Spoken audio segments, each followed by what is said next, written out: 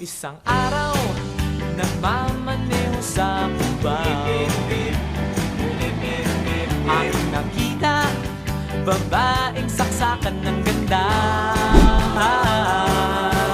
Sinundan ko ang kotseng sinasakyan niya, hindi ko nakitang may dumarating pala. Hindi ko naiwasan, kami bigla nagkabanggaan.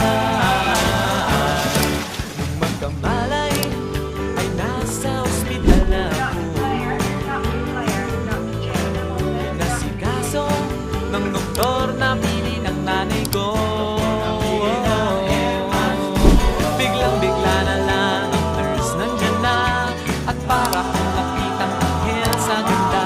Kahit nagdidilim, itong nasabi ko sa kanya. Ale, nasa langit na ba ako?